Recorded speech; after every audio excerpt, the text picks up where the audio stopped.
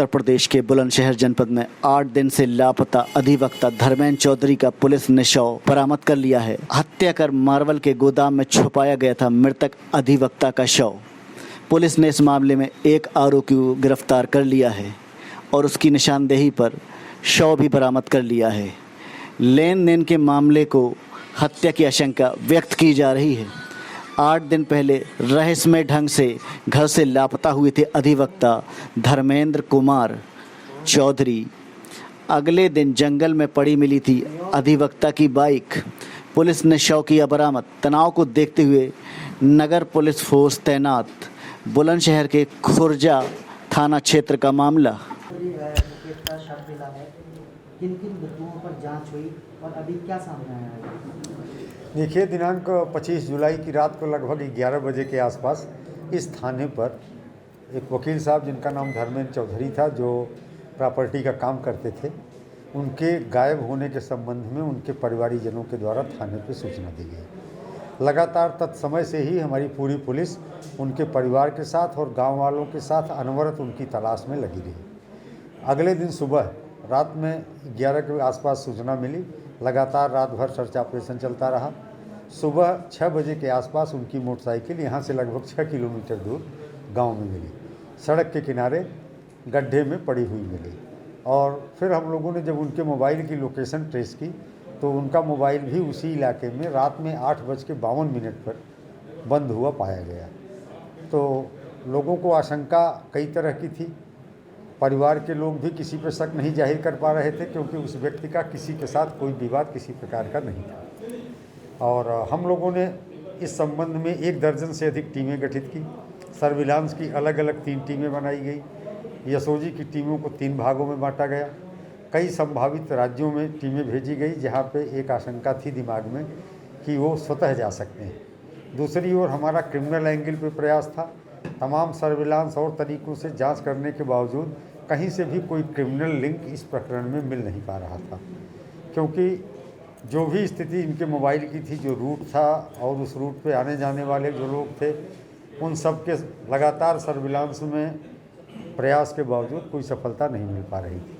Last में जानकारी ये थी कि ये 8:06 पे 25 तारीख की रात को 8:06 पे अपने अभिन्न मित्र विवेक उर्फ बिक्की के यहाँ खाना खाने के लिए गए थे। अक्सर ये लोग वहाँ पे पार्टी करते थे और वहाँ खाना खाने के उद्देश्य से गए थे। बिक्की, जो लगातार इन्हीं लोगों के साथ तलाश में पुलिस के साथ साथ चल रहा था, उसका ये कहना था कि वो जैसे ही पहुँचे हैं थोड़ी देर बाद एक फ़ोन आया है और हलो हलो कहते हुए बाहर निकले और बोले 5 मिनट में आ रहा हूँ।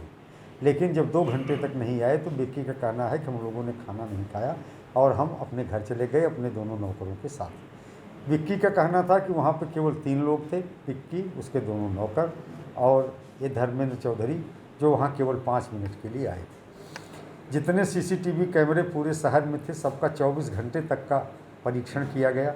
इनकी मोटरसाइकिल किसी भी कैमरे में जाती हुई नहीं दिखाई पड़ी। और IDPR, SLID, तमाम तरीक़ों से लगातार अन्वेषण करने के बाद हम लोगों ने पाया कि बिक्की की लोकेशन दुकान से उसके घर तक थी। जो टाइमिंग उसके द्वारा बताई जा रही थी बिल्कुल सही थी।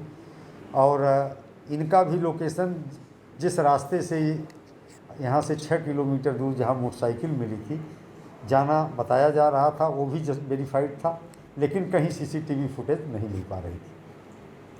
फाइनली घर वालों को बिक्की के ऊपर 27 तारीख की शाम को रात में कुछ शक हुआ, जब इनकी अलमारी से कोई ऐसी डायरी मिली जिसमें लेन देन के लगभग 70-80 लाख रुपए के हिसाब मिले।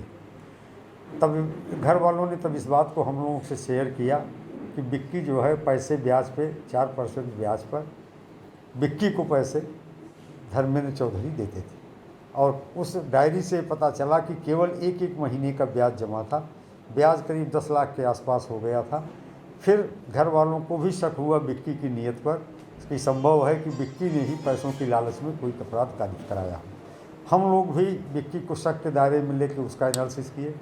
उसकी भी टेक्निकल एनालिसिस से किसी भी रूप में नहीं पाया जा रहा था कि उसका इस घटना से कोई संबंध हो सकता था। लेकिन बिक्की ही वो व्यक्ति था जिसके दुकान पर इनका जाना प्रमाणित था, क्योंकि जाने के 1 मिनट पहले का एक सीसीटीवी कैमरे का फुटेज था जिसमें धर्मेंद्र चौधरी वहाँ जाते हुए दिखाई दे रहे थे, लेकिन वापसी के कोई चिन्ह नहीं मिले थे। फिर हम लोगों ने विक्की का लाई डिटेक्टर टेस्ट कराने का निर्णय लिया। दिल्ली की ट्रुथ लैब में उनको भेज करके वो तैयार भी हो गए, भेजा गया, और वहाँ भेजने के बाद वो पलट गए और उन्होंने अपना लाई डिटेक्टर टेस्ट कराने में अपनी अस्वीकृति व्यक्त की, कहा कि मुझे ब्लड प्रेशर है, शुगर है। इसके बाद हम लोगों का संशय बढ़ गया उनके ऊपर, और फिर आज रात में हमने एक सर्च अभियान उनके उस गोदाम का, जहाँ खाना बना था, जहाँ खाना खाने के लिए गए थे, किया गया। लगातार 3 घंटे के अथक प्रयास के बाद उसी गोदाम के अंदर एक गड्ढा था जो सीमेंटेड था। उस गड्ढे के अंदर से हल्की हल्की बदबू आ रही थी। उस गड्ढे को खुदवाया गया, उसमें टाइल्स पड़ी हुई थी। टाइल्स जैसे जैसे हटती गई दुर्गंध बढ़ती गई। विश्वास हो गया कि यहाँ पे शव है।